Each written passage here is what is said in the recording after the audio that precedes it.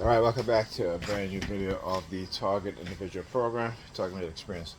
So let me show you guys again how they engage in these sort of tests, right? So when I make breakfast for the kids and I, or when Pam make breakfast, I usually do an omelet. Okay, so there is a white bowl that I use, right? It's the only white bowl, right? In which is we used to have more than that, but Pam and the kids broke them, and so there's only one left. Now I'm looking for the bowl. There's nowhere. Usually on my daughter's desk or something like that, but it's not there. Um, my son don't know where it is. No one know where the bowl is. Okay.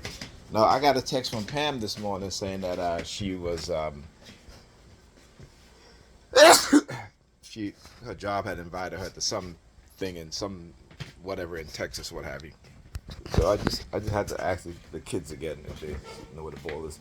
And they were like, no. I said, did your mother move the ball? She was like, well, she probably not going to say anything. I said, like, let me call your mother and see what the ball. My daughter was like, she's not going to say anything. She did move it. She did break it. I'm telling you, our children, they know their mother like I do. I'm going to give her a call. I'm going to put this on pause. Okay, so I just called her to ask where the ball is. She was like, she doesn't know where the ball is. So I talk about how they use the color red, right? And today you saw a lot of color red. I'm going to flip this around so you guys can see, right? Oh, see, it's a red ball.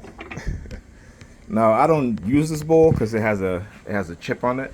You know what I'm saying? There's like a chip on the thing right there, and of course they know this, right? So this is why they do stuff like this, right? And so how do they know this? Because remote neural monitoring, right?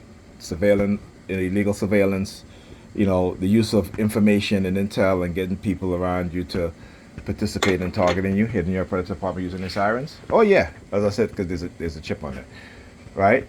Again, and I refuse to replace it because I have replaced these balls before.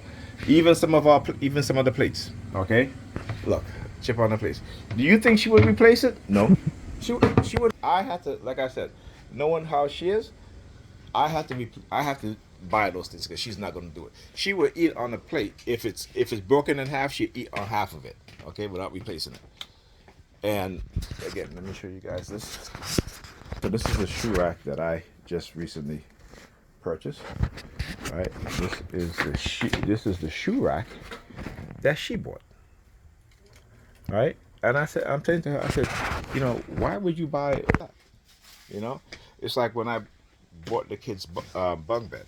Okay, I said to her, why would you buy a shaggy rug to put on it, knowing Alyssa, knowing how she is, knowing that she's constantly hiding food under her bed, knowing that she's constantly, mixing things together and such. Why would you do that? Now the rug looks so bad, and I cannot move it because again, it took me a while to build this bunk bed. All right, and then I had to wait, and when they came back, I had no, sorry, I think me and Ethan built it together, right? So it took us a while, right? So why would you? And this is what I'm saying. That her mindset is that of, uh, um, is easy for cult leaders to recruit, particularly when you have people who have, particularly Negro European people who have mindsets that they get around certain people, all of a sudden they turn into somebody totally different, right? I'm sure a lot of us experience that, particularly with our women. They turn into a totally different person. And we're like, who the hell is this? Right? But they are people within our group who will do anything to kiss asses of other groups of people because they understand the power dynamics and they use it to their advantage, but to the disadvantage of their group. It's an individual selfishness I talk about. We see it over and over. Every group have their people who are like that, except for white people. White people don't do that. If they are, uh, you know, again, they are the dominant group in terms of power in the world, so they don't have to do that. But you will find within the Hispanics, within Africans, within Southeast Asians, Pakistanis, Indians, or what have you, they you will always find people within their group who are self-centered and selfish, and they will sell their people out, and they will sell each other out. All right. So, you know, again, she doesn't know what the ball is. My daughter knows what the ball is, but the ball go. It just disappeared. Come on, like seriously. So I got to use one of the plastic bowls that I have there, and you know, like I said, I don't like to use that because of the simple fact that it has that piece that's broken off of it. And you know, when you do an omelet, you know, you want to. I use a fork to beat the egg. So, you know, I'm saying it's just certain things that I don't do because because I'm always thinking of what the outcome would be like. You know what I'm saying? If it's going to be good or bad.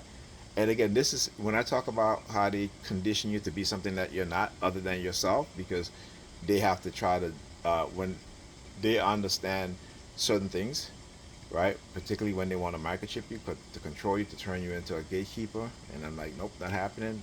Don't want none of that. You can't use money to do it. You can't use women to do it either. All right. So this is again the stuff that they'll do.